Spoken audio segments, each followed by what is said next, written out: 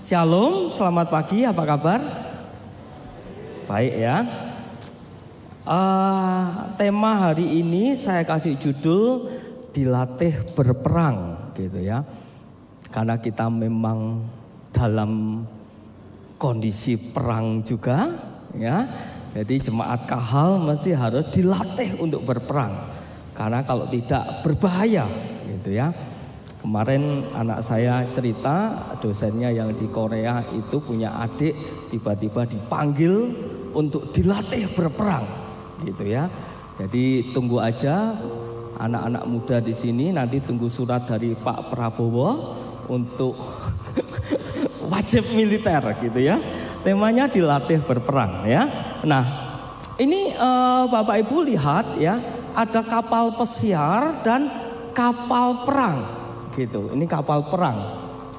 Kualik ini, kualik. ya, enggak apa-apa lah ya, kualik sedikit ya. Ini kapal perang, ini kapal pesiar. Bapak Ibu lebih suka di kapal pesiar atau kapal perang? Siapa yang suka di kapal pesiar? Angkat tangan. Wah, siapa yang suka di kapal perang? Angkat tangan. Iya, enggak ada yang suka gitu ya. Kemarin saya share di anak-anak Next. Tadi malam saya tanya pada mereka prioritas mereka apa. Yang pertama kita sepakat Tuhan. Yang kedua keluarga, itu pun rada tak paksa. Saya sebut dulu keluarga, ya siapa yang setuju? Semua angkat tangan. Nah yang ketiga Bapak Ibu perlu tahu prioritas mereka anak-anak Next Kahal. Yang ketiga adalah tidur. Mengerikan tidak anak-anak kita ya, itu yang ketiga mereka pilih tidur. Saya tawarkan kenapa enggak pelayanan gitu ya, tidur. Oke lah, saya ngomong yang keempat saya pikir pelayanan. Mereka ngomong apa? Makan. Karena kita lebih suka di kapal pesiar. Enggak banyak orang yang suka di kapal perang. Kenapa? Karena kalau kapal pesiar kita bisa menikmati semua. Siapa di sini yang pernah naik kapal pesiar? Ya, semuanya pernah lah ya. Ya, kira-kira gitu. Saya juga enggak pernah pesiar kemana juga ya. Kalau naik dari marina gitu pernah saya gitu ya. Tapi kita semua suka kapal pesiar karena apa? Di sana kita dilayani. Kita menikmati semuanya. Tapi untuk kapal perang gak ada. Kita mesti siap terus. Nah masalahnya Tuhan kepengen setiap kita ada di kapal perang. Wes dibalik ya. Cepat menteng yuk. Tuhan pengen kita ada di kapal perang, saudara. Saya mau tunjukkan ya, next. Ini ayatnya Bapak Ibu ya. Ceritanya kalau Bapak Ibu baca Yosua sampai akhir, terus kemudian pindah ke Hakim-Hakim pasal 1, keturunan Yosua yang biasa berperang itu sudah habis. Timbul generasi baru yang tidak pernah berperang. Akibatnya mereka dengan mudah menyembah dewa Baal. Nah, pasal 3 Alkitab berkata demikian. Inilah bangsa-bangsa yang dibiarkan Tuhan tinggal untuk apa? Baca sama-sama. Mencobai orang Israel itu dengan perantaraan mereka, yakni semua orang Israel yang tidak mengenal perang Kanaan. Nah, kalimat berikutnya ini menjadi sesuatu yang kita perlu perhatikan. Baca sama-sama dengan keras. Maksudnya cuman satu. Apa? Supaya keturunan-keturunan orang Israel yang tidak mengenal perang, yang sudah baca sama-sama, dilatih berperang oleh Tuhan. Nah, ini kalimat yang kita tidak suka. Tapi ini sekaligus menjadi penghiburan buat kita semua. Kalau saat ini Bapak Ibu sedang mengalami masalah problem, dalam tanda kutip sedang berperang, ini menjadi tujuan Tuhan. Maksudnya hanyalah, artinya itu menjadi satu tujuan, supaya kita dilatih untuk berperang. Saya tidak bisa bayangkan kalau tiba-tiba nih, sorry ini, Indonesia tiba-tiba diserang. Saudara masih pakai bambu runcing? Gak zamannya. Kita sudah terbiasa menikmati kapal pesiar, kenikmatan yang kita nikmati bersama-sama bertahun-tahun, bahkan sampai kita lupa siapa pencipta kita tanpa kita sadar. Nah, waktu saya baca ayat ini, saudara, ini seperti bahasa Jawanya meletik gitu. Oh, kalau saya sedang mengalami masalah problem, artinya saya sedang dilatih berperang oleh Tuhan. Dengan semua masalah yang ada, yang saudara dan saya alami, ini menjadi satu ayat penghiburan. Saudara dan saya sedang dilatih untuk berperang. Kita tidak suka itu. Tapi ini ayat berkata, inilah bangsa-bangsa yang dibiarkan Tuhan. Artinya apa? Ada persoalan-persoalan yang dibiarkan Tuhan terjadi atas kita, dengan tujuan kita dilatih untuk berperang. Saya mikir begini, Tuhan, kenapa Engkau sedemikian pedulinya kepada kami, sampai akhirnya ini kalau tidak dilatih berperang habis nih. Saudara masih ingat orang Israel yang keluar dari tanah Mesir, butuh waktu 40 tahun sampai ke tanah Kanaan, saudara.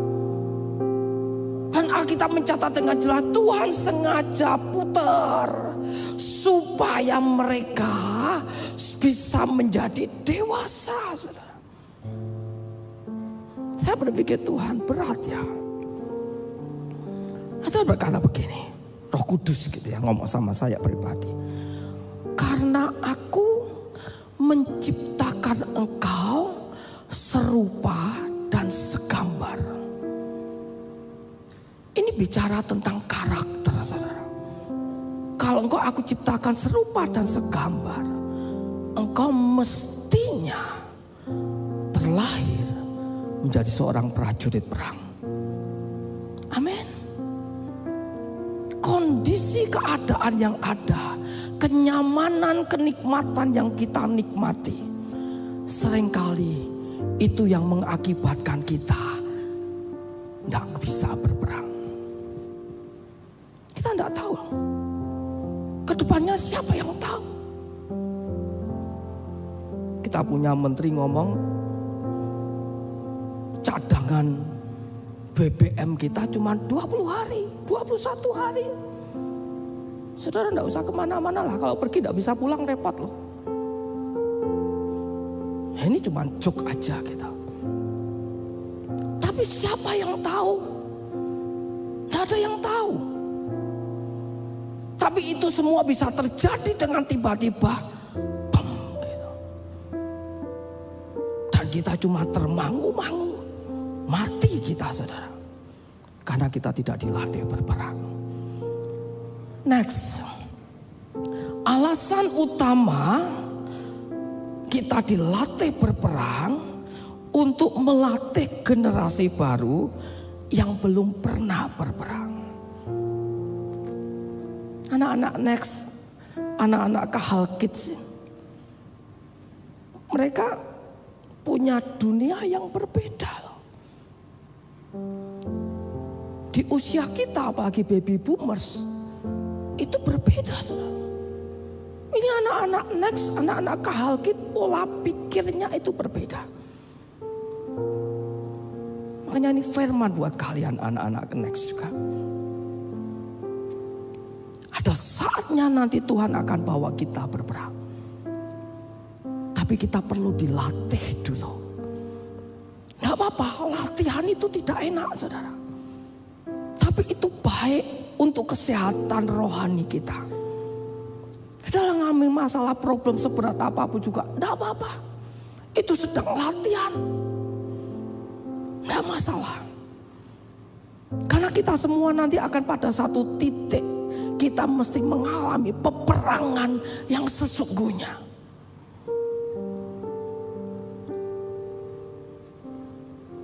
Bahkan kalau Bapak Ibu ingat Ayub. Ayub kurang apa coba? Alkitab mencatat ini orang yang saleh.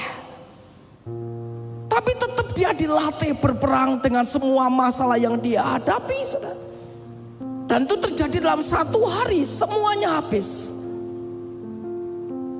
Jadi tidak ada satupun dari kita yang bebas dari wajib militernya Tuhan. Engkau punya masalah, tidak apa-apa, nikmati masalah itu. Ini firman untuk saya pribadi. Jadi kalau engkau punya pergumulan, percayalah itu untuk kebaikan kita. Yang kedua, Tuhan mengizinkan tantangan bukan untuk menghancurkan kita, tetapi untuk melatih kita. Sudahlah, jangan punya pikiran menyalahkan Tuhan lagi. Ini semua baik untuk kita. Dan nanti ke depannya mulai hari ini kalau engkau punya masalah dan sekarang masih punya masalah, saya mau kasih tahu ini untuk melatih kita. Ini bukti cintanya Tuhan kepada kita. Jangan pernah kecewa sama Dia.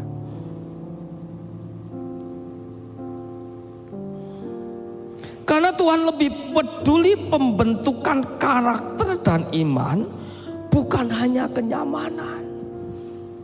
Mati loh saudara kalau kita hanya nyaman saja. Saudara dan saya tidak melakukan apa-apa dengan kenikmatan yang ada itu. Mati kita. Kita mesti harus berperang dan menyiapkan semua persenjataan kita. Saya bawa palunya Thor.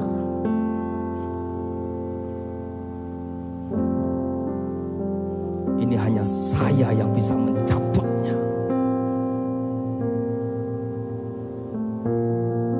Dan kita diperhadapkan, saudara. Orang yang di kapal perang mesti siap. Suka tidak suka saudara mesti siap dengan ini. Makanya setiap hari persiapkan hidup kita, perlengkapi hidup kita dengan selengkap senjata Allah. Tidak suka. Saudara setiap saat, ya tidak tahu ya, cuman kalau di film-film gitu tiba-tiba perang, semua bangun cari senjata. Tidak ada yang buka HP scroll TikTok dulu, tidak ada saudara. Mereka cari senjata karena memang perang. Sedangkan yang kita suka bukan perang. Kita suka nyaman, semua orang suka nyaman. Tapi percayalah itu yang membunuh kita, saudara. Dan Tuhan pengen kita menjadi tentara, bukan pelancong, saudara.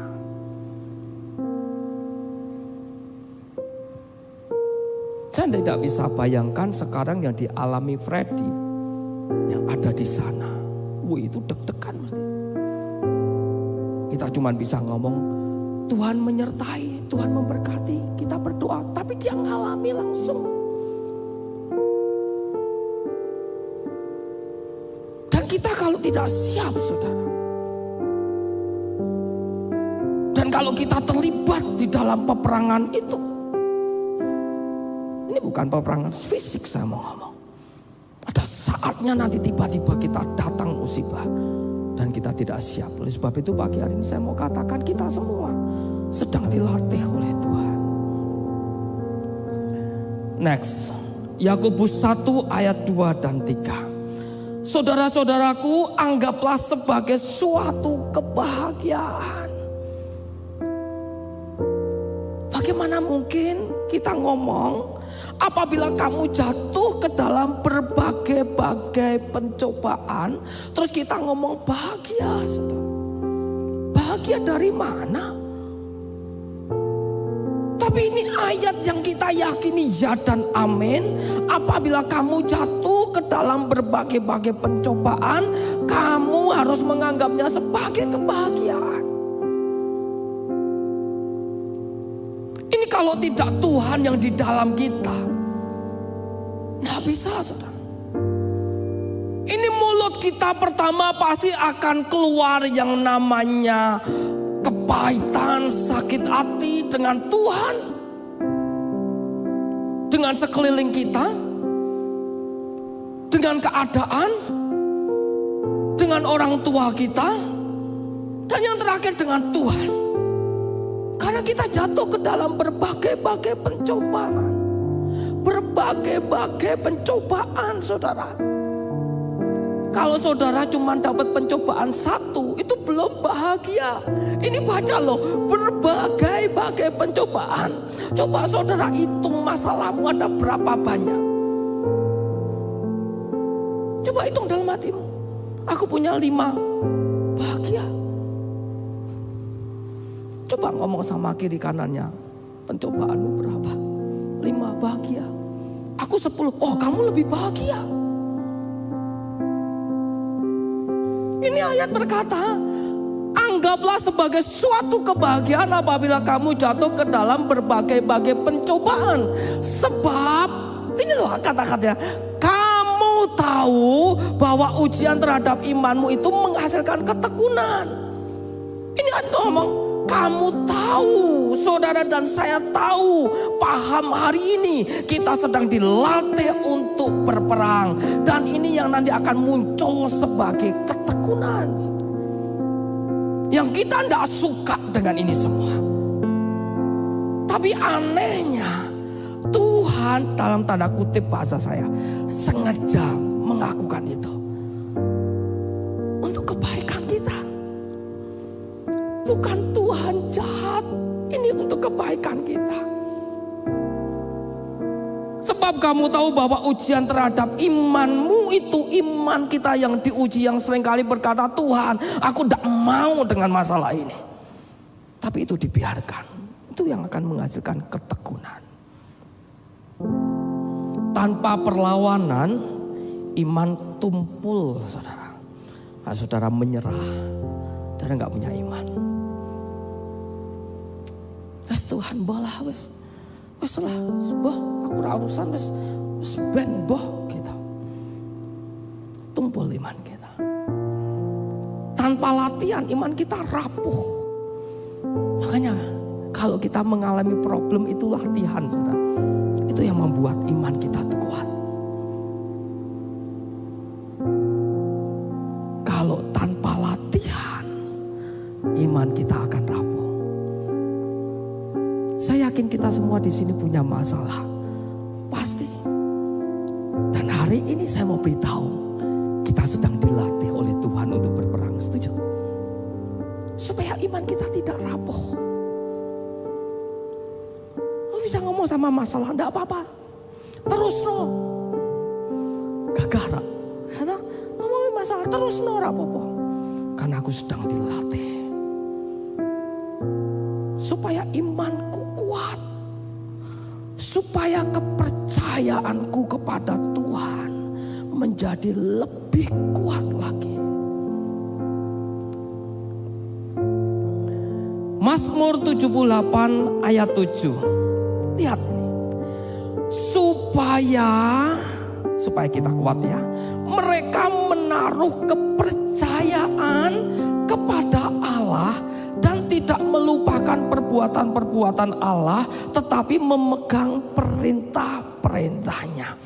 Orang yang dilatih Tuhan ini wajib menaruh kepercayaannya, hidupnya, hatinya kepada Tuhan.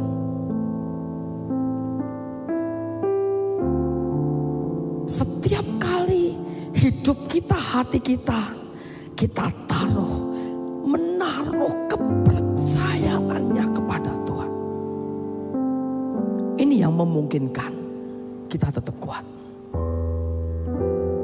Tapi kalau kau menggunakan kekuatanmu sendiri, mesti kalah.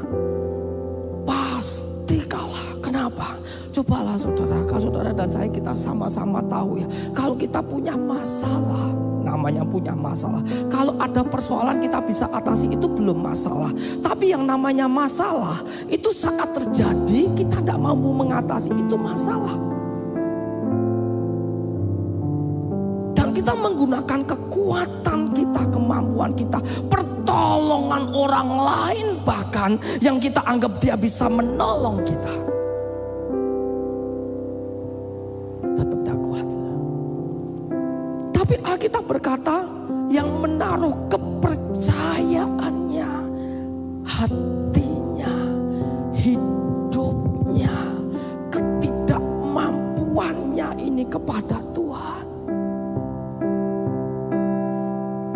itu yang membuat kita bisa hidup, saudara.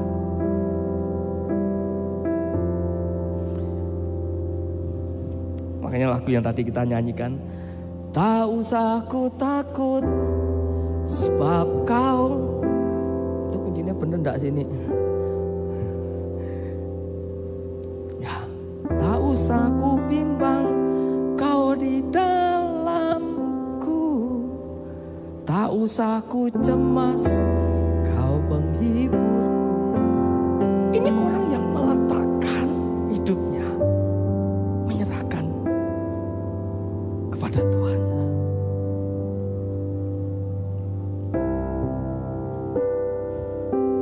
Kita nyanyi lagu itu ya. Next, iman yang hanya diwariskan tanpa pengalaman pribadi mudah runtuh. Seperti yang tadi Hakim-Hakim pasal 3. Iman yang hanya diwariskan. Anak-anak, next, kalian mesti mengalami nanti untuk siap dilatih berperang. Tapi ingat, saat kalian mengalami itu, generasi baru, jangan pernah takut. Selama engkau menyerahkan hidupmu kepada Tuhan, Dia akan menyertai kita. Iman itu tidak diwariskan, saudara.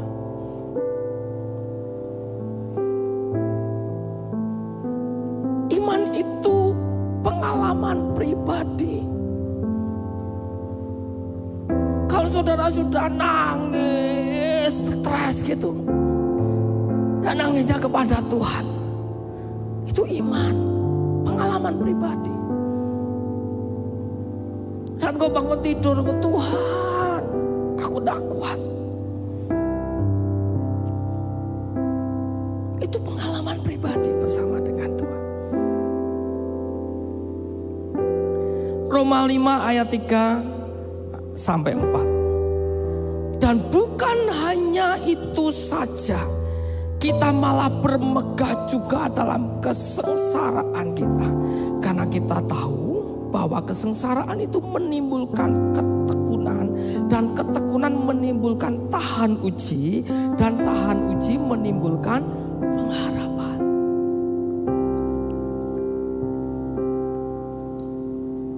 Tidak enak, saudara.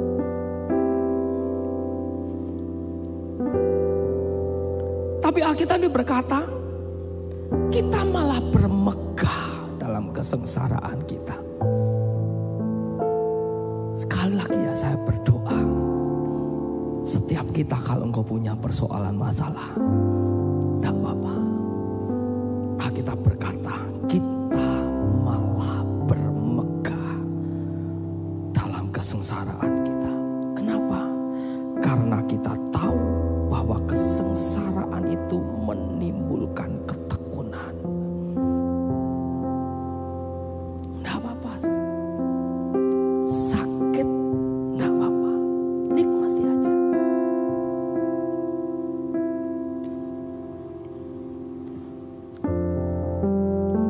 Saya kemarin berkunjung ke tempatnya Om Edi.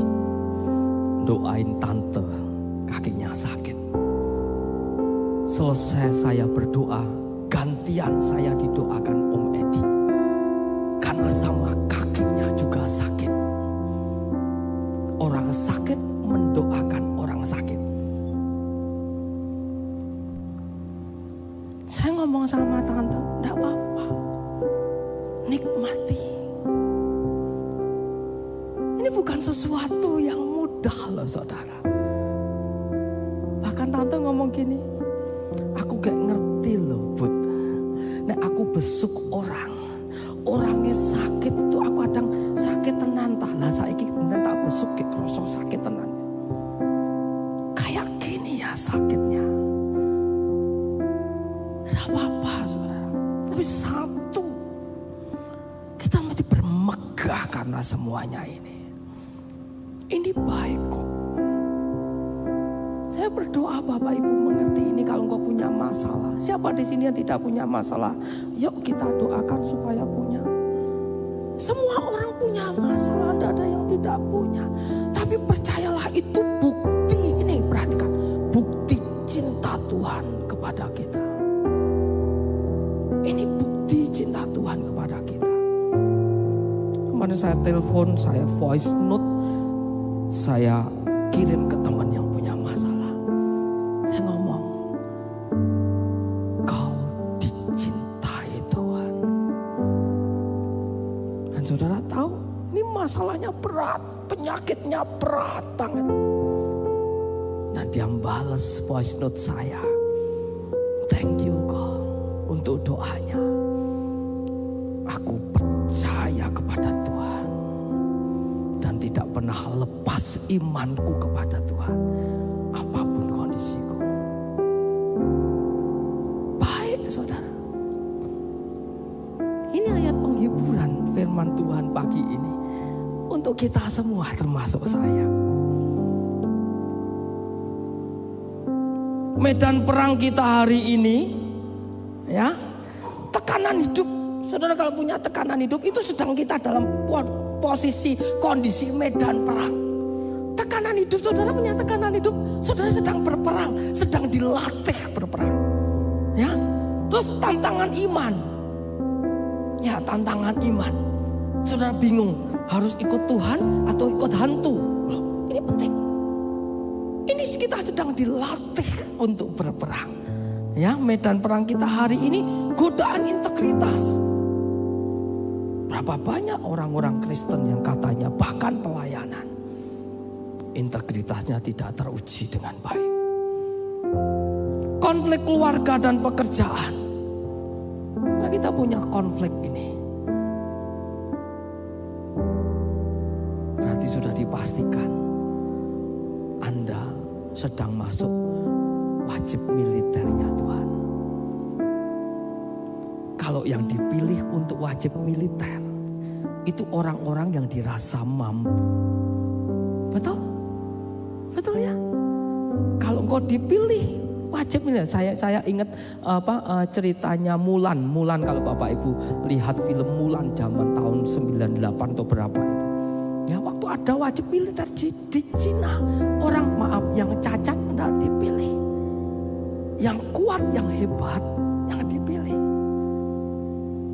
Kalau saudara ada dalam medan peperangan yang kita hadapi sekarang, artinya Bapak Ibu memang dipilih. Dan kalau Tuhan memilih, Tuhan dengan yakinnya bahwa kita mampu. Amin. Halo, amin. Kekecewaan dan penantian yang panjang menunggu waktu Tuhan. Mana janji Tuhan? Itu medan peperangan. Semua itu alat latihan rohani di tangan Tuhan. Iman yang tidak pernah diuji akan kehilangan ketajamannya. Ya, kalau saat ini saudara punya problem masalah, tidak apa-apa. Imanmu dan imanku sedang diuji.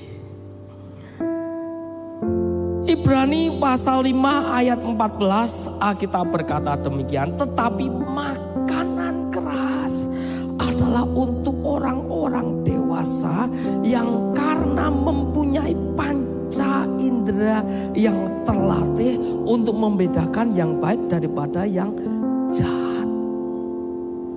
Makanan keras. Tentara itu makanannya keras. Tentara makanannya bukan bubur Milna.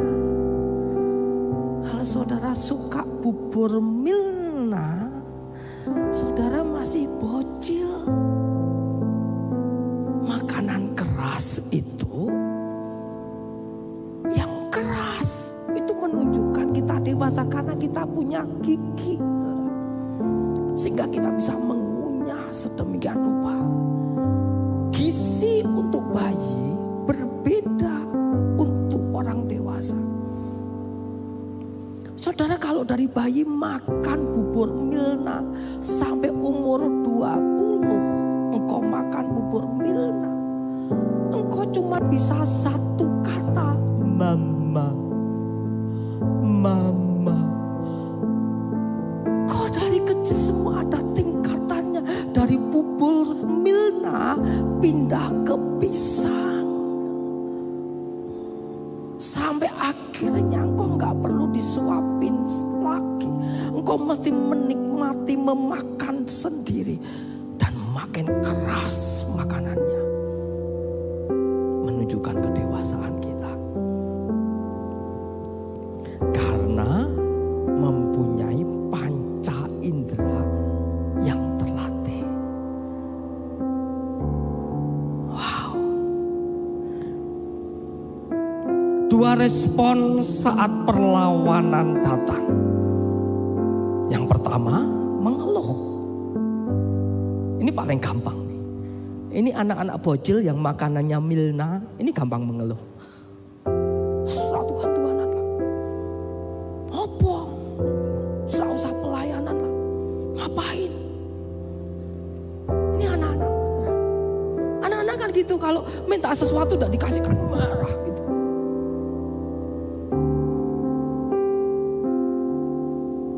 Kalau kita mau seperti ini terus ya kita akan kanak-kanak terus, saudara. Yang kedua, bersandar pada Tuhan, iman semakin tajam. Kita cuma punya dua pilihan. Kau bersandar kepada orang lain mengeluh emosian. Makanya yakin saudara, orang yang gampang emosian itu masih bocil, saudara. Orang yang meledak-ledak, kok gak dewasa. Tapi saat kau bersandar kepada Tuhan, hatimu bersandar kepada Tuhan, itu yang membuatkan iman kita menjadi tajam, Bapak. Kita belajar percaya Tuhan di medan perang atau masalah, bukan di gedung gereja atau di kelas peron.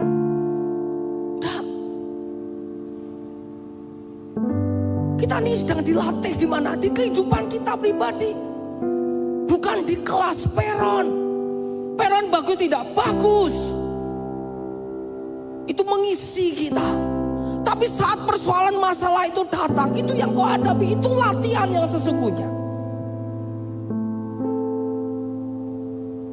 Dan ini bicara pribadi demi pribadi saudara dan saya. Kita semua mengalami ini semua. Ibrani 11 nanti baca sendiri di rumah. Semua tokoh iman itu bertindak, bukan hanya percaya. Alami, saudara. Itu baca dari ayat pertama Ibrani itu sampai terakhir. Mereka bertindak, tapi ujung-ujungnya mereka berserah kepada Tuhan. Itu yang membuat iman mereka menjadi hidup, saudara. Daniel pasal 3 ayat 17-18. Ini menarik. Suatu saat orang-orang yang sirik kepada Sadrah, Mesakh, Abednego dan Daniel membuat patung Nebukadnezar. Mereka berkata, semua saat trompet terdengar semua harus menyembah patung Nebukadnezar tanpa terkecuali. Yang tidak menyembah mati. Dan lihat nih, ada 3 orang, Sadrah, Mesakh dan Abednego tidak menyembah. Kenapa kamu tidak menyembah? Ini jawaban gini. Kalau kamu tidak menyembah, kamu mati loh. Beneran kamu tidak menyembah. Ini bicara integritas kepada Tuhan. Kalau hari ini terjadi pada diri kita, kamu menyerah saja dengan semua masalahmu dan matilah engkau. Apa pilihan kita? Bisakah kita berkata seperti ini? Jika Allah kami yang kami puja sanggup melepaskan kami, maka Ia akan melepaskan kami dari perapian yang menyala-nyala itu dan dari dalam tangan-Mu, ya Raja Nebukadnezar. Tetapi seandainya tidak, hendaklah Tuanku mengetahui, ya Raja, bahwa kami tidak akan memuja dewa Tuanku dan tidak akan menyembah patung emas yang Tuanku dirikan itu. Keren. Masalah terjadi pada diri kita, saudara. Ini kita sedang berperang dan itu kita di posisi yang sama dengan Sadrak, Mesak, dan Abednego. Pilihannya kita menyerah dan kita kalah. Atau kita berkata, Tuhan, aku bersandar kepada Engkau. Aku tunggu waktu-Mu, Tuhan. Saudara tahu, Sadrak, Mesak, dan Abednego masuk ke dapur perapian. Tuhan bisa tidak membuat dapur perapian ini menjadi dingin? Bisa tidak? Bisa. Tapi Dia tidak lakukan itu loh. Buktinya apa? Yang memasukkan mereka mati kebakar. Tuhan bisa tidak membuat Raja Nebukadnezar berubah? Nggak usah, mesake, ojo, iki wong apik kabeh, ojo. Bisa tidak? Bisa. Tapi Tuhan tidak melakukan itu. Ini yang kita perlu seringkali, saudara. Saat kita mengalami masalah, kita berkata, Tuhan, ini masalahku cepet selesaikan, Tuhan. Aku kasih waktu 1 kali 24 jam. Kalau Engkau gak selesaikan, aku murtad lagi, ngawur meneh. Kita tunggu itu tidak terjadi. Sadrak, Mesak, dan Abednego, saudara bisa bayangkan, mereka harus masuk ke dapur perapian. Bayangkan. Ini yang masukin ke sambar apinya, mati, saudara.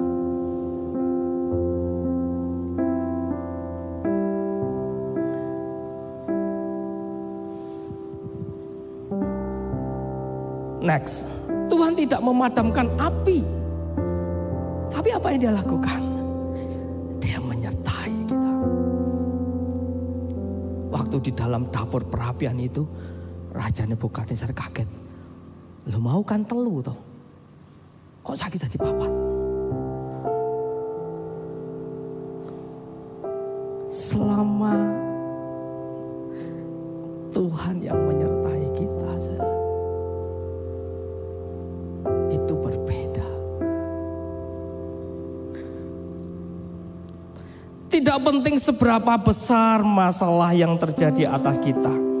Yang paling penting, siapa yang menyertai kita. Amin.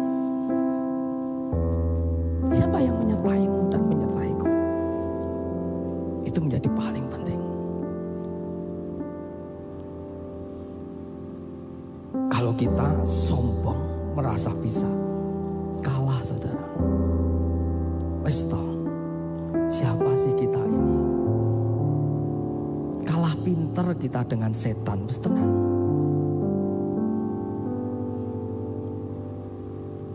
Tapi kalau yang menyertai kita Tuhan,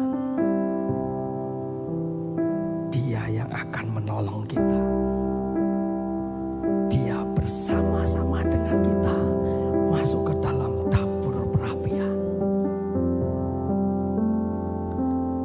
Immanuel, Dia menyertai kita. Wow. Yang terakhir, kamu lebih kuat dari yang kamu kira. Itu kalau kita disertai Tuhan. Nanti sore saya akan menyampaikan ini. Kamu lebih kuat dari yang kamu kira. Inilah, saudara.